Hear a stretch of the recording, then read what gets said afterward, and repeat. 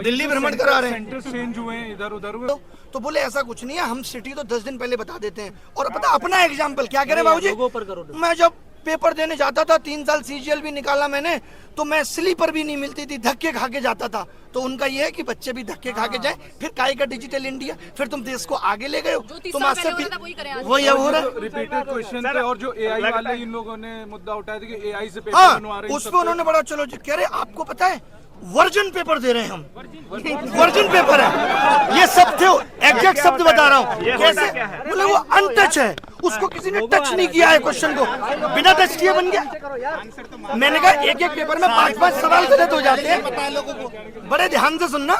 मैंने कहा एक एक पेपर में 10-10 सवाल गलत हो जाते हैं। बोले पेपर अनटच है, किसी और को टच कराएंगे कि चेक कर लो एक बार तो गलत हो जाएगा, पेपर आउट होने के चांस है।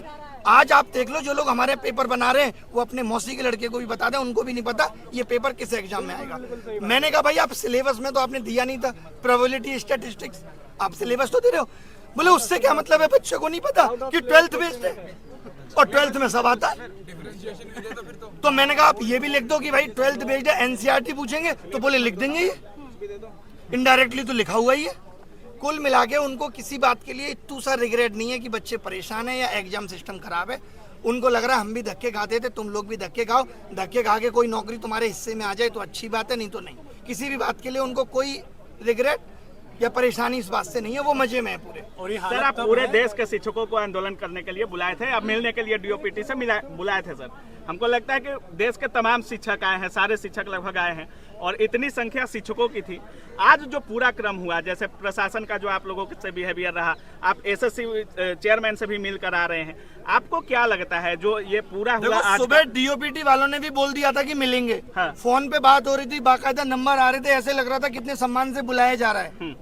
तो आप सुबह से देख रहे हैं हर चीजों को सर, और पहले से भी लगे हुए हैं। कितना उम्मीद है कि आपके इस रिफॉर्म वाले आंदोलन से, इस मीटिंग से कुछ प्रभाव पड़ेगा या कुछ अंतर देखने को मिलेगा, कुछ सुधार होगा? लेके आए, जितना ज्यादा से ज्यादा बच्चा यहाँ आके बैठेगा तो इस सिस्टम को ठीक करके ही जाएंगे, क्योंकि इतनी कमियां है ना। जैसे हमने बोला माउस और कीबोर्ड, हाँ ये मानते हैं थोड़ा माउस दिक्कत कर रहा है हर जगह माउस। हमने बोला एक बच्चा पीटा गया, बोले अच्छा बच्चा पीटा गया, वीडियो कहाँ दिखाइए, लिंक दे दिया कि भाई ये वीडियो है।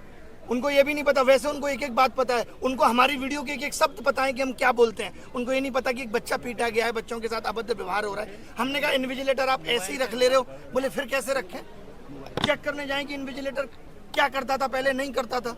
तो कुल मिला के सारे जवाब उलूल जुलूल थे और मीटिंग बहुत ही बर्बाद हुई। जो फीस लेते हैं वो किस बात की लेते हैं अगर आप व्यवस्था ही नहीं करवा पा रहे हैं? फीस ले रहे हैं, गलत क्वेश्चन का पैसा ले रहे हैं, बस्ता रखे। एसएससी कमीशन को ये बोलना चाहिए कि गलत सवाल के आंसर का 100 रुपए आपकी रोड बनाने में लग रहा है। और सच में रोड भी सर रोड भी तो नहीं बन रहा है। धीरे धीरे इकट्ठे हो रहे हैं, पूरे देश से बच्चे को बुला रहे हैं, यहीं बैठेंगे जब तक ये सिस्टम सही नहीं हो जाता। सुबह तक डीओपीटी बहुत नॉर्मल था, बात करने में कोई दिक्कत नहीं, वो अचानक लग गई, कैसे इतने लोग आ गए, ये कैसे हो गया, हटाओ अब नहीं मिलेंगे, ईगो पे ले ली बात, वरना उससे पहले मिलने को तैयार थे। हाँ। सत्र चल रहा है, आप लोग अभी बवाल मत करिए। देखिए अभी संसद सत्र चलेगा, फिर 15 अगस्त आ जाएगा, उसके बाद दिवाली की छुट्टियां आ जाएंगी, फिर क्रिसमस आ जाएगा, फिर न्यू ईयर सेलिब्रेशन होगा, फिर मकर संक्रांति, फिर वैलेंटाइन डे, ये तो चलता ही रहेगा। समस्याओं का निदान होगा कब? उनका क्या होगा? ये सरकार की जिम्मेदारी नहीं है। सर जिनका लास्ट अटेम्प्ट है उनका क्या? लास्ट अटेम्प्ट पे मैंने पूछा कि आपके पास तो डीओपीटी से लेटर भी आ गया था, तो बोले उन्होंने यही तो कहा था कि इसको अग्रेसित करो, हमने कर दिया, रिजेक्ट कर दिया। अच्छा साहब बोले रिजेक्ट कर दिया। तो सर सीजीएल में होंगे क्या कुछ चेंजेस सर? कह रहे सीजीएल बहुत अच्छे से कराएंगे। सर कब? कैसे डेट भी तो देते सर, डेट भी तो देते। लगा तो उनकी बातों से पोस्टपोन होने वाली बात बट शायद ना हो, लगा है। लेकिन उन्होंने एक बात और कही, जब आप शुरुआत में आप लोगों ने वीडियो देखा होगा, उन्होंने कहा आंदोलन करने की जगह जंतर मंतर है, तो आप लोग जंतर मंतर आइए वहाँ नहीं। हाँ मतलब ये कि आप जंतर मंतर पे जाके बैठो। अभी आप यहाँ ज्यादा बैठने लगोगे, इनको लगेगा यहाँ बहुत ज्यादा भीड़ हो गई, तो यहाँ भी ये कहने लगेंगे अब यहाँ भी मत बैठो। तो आदमी कहाँ बैठे? सोशल मीडिया की आवाज आप सुन नहीं रहे, इतनी बहरी कैसे हो सकती है? बच्चों के साथ जो अभद्रता की गई उसका क्या जवाब होगा? बहुत खराब है ये। लोग, बच्चे छोड़िए, आप टीचर्स पे लाठीचार्ज, उनको गलत तरीके से जबरदस्ती बस में बिठा के ले जाना ये कितना गलत है। और वहाँ पे क्या कर दिया था, टीचर ये कह रहे थे कि भाई 4 लोग हम में से डीओपीटी मिनिस्टर से मिलना चाहते हैं, लेकिन उनका ईगो आज इतना बड़ा है कि वो किसी से नहीं मिल सकते। बात भी नहीं सुनेंगे बच्चे। मैं आप सबको कैमरे के माध्यम से बताना चाहता हूँ कि ये काम भी बता रहे हैं, वो कह रहे हैं आपका काम तो शिक्षा देना है, आप लोग आंदोलनकारी बन गए हैं। और जो बिना पढ़े लिखे नेता है वो शिक्षा पे पॉलिसी बना रहे हैं। ABCD नहीं आती बाबूजी को, राजस्थान के शिक्षा मंत्री बन के बैठे हैं। हम इनको शिक्षा पॉलिसी बनाने दें, एजुकेशन पॉलिसी बनाने को इनको दे दें, और शिक्षक बता नहीं सकता कि आपके सिस्टम में खामियां क्या है। तो ये तो दोगलापन है। हाँ, अगर वो गलती ही स्वीकार नहीं करेंगे तो आप क्या करने वाले हैं? आप खुद देखिए, 5 साल पहले बोला CET लेंगे, तब तक मनसाएं ठीक थी। CET लेने का मतलब ही साफ साफ ये था कि भाई कॉमन एंट्रेंस टेस्ट होगा, बच्चा एक बार फॉर्म भरेगा। इनको लगा ये तो गलत हो रहा है, रेलवे अलग से 500 करोड़ कमा के दे रहा है। आपको पता होगा रेलवे में ही 500 रुपए फीस ले लेते हैं और कहते हैं 400 वापस करेंगे। कब वापस करेंगे ये नहीं पता है। 1 करोड़ लोगों की 400 रुपए फीस रख कर बैठे हैं। गलत सवाल पूछने पे 100 रुपए इसलिए लिए जाते हैं कि आप किसी सही सवाल को गलत ना बताएं, लेकिन अगर वो सवाल गलत ही है तो इनको 100 रुपए वो वापस करना चाहिए। एक बच्चे से 2,500 रुपए वसूल रहा है, तो इन्होंने कमाने का जरिया बना लिया।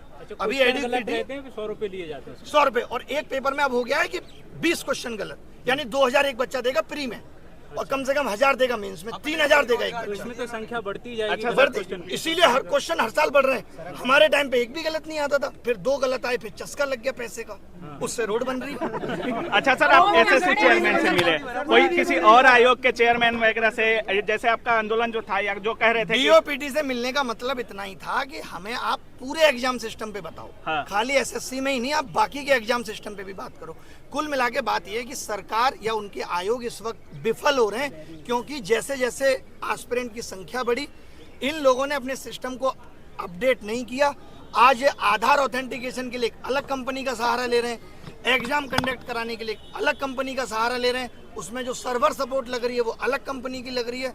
आगे आने वाले वक्त में करप्शन होगा तो आप यही नहीं पता लगा पाएंगे कि किस कंपनी ने लीक किया। शुरू में जब आपने बोला कि हम माथा टेकेंगे गुरुद्वारा में, तो वहाँ जितने शिक्षक जा रहे थे वो उनका कहना था कि वहाँ खोज रहे हैं कि अभिनय शर्मा कौन है। मतलब वही गुरुद्वारा में माथा टेकना जितना मुश्किल हो गया है कि टीचर जाके 50-60 गुरुद्वारे में माथा नहीं टेक सकते। कोई बच्चा तो वहाँ था नहीं। आपको क्यों खोज रहे थे लोग? सर ने सबको एकजुट किया है, क्योंकि ये सबको पहली बार हुआ बुलाया है। और हमने आह्वान किया। एकजुट आपने किया। वही क्या कर लेंगे इससे, मुझे खोजने से क्या, मैं तो हर जगह अवेलेबल हूँ। डिटेन कर लिया गया, आप कैसे बच गए सर? बाल बांका कर ले, मैं तो कह के आया था। मैं कौन है वो जो भागता है? मिल्खा सिंह से तेज भागता हूँ मैं। अभिनय सर जी जिंदाबाद। ये मत करो प्लीज, मत करो। हम लोगों को शांति से यहाँ बैठना है, शांति से यहाँ बैठना है, जब तक बैठना है, जब तक मांगे नहीं मानी जाएंगी। और पूरे देश के युवा को बुलाना है। कमाल की बात यह है कि सब लोग आ जाए, चाहे वो रेलवे। 7 साल से शिक्षक भर्ती नहीं आई, बताओ। बेटा है देर की बातचीत में कहीं आपको लगा कि मतलब सर मोदी जी को ढीला करना है सर। कहीं नहीं, कोई भी ऐसा आश्वासन नहीं था जो ठीक मिला है। टोटल इलॉजिकल थी। उनको अपना बताना था हम 16 घंटे काम कर रहे हैं, 8 घंटे सो रहे हैं। फिर ध्यान में आया उनको, नहीं 2 घंटे तो और भी कुछ कर रहे हैं। फिर बोले 14 घंटे काम कर रहे हैं। तो उन्होंने बस यही दिखाया हम बहुत काम कर रहे हैं बच्चों के लिए। हर एक बच्चे की समस्या को सुन रहे हैं, हर एक बच्चे की समस्या का निदान करने की कोशिश कर रहे हैं। कुल मिला के सरकार, एजेंसी और आयोग तीनों मिले हुए हैं और सबका एक ही उद्देश्य है, किस तरीके से युवाओं से पैसा वसूला जाए।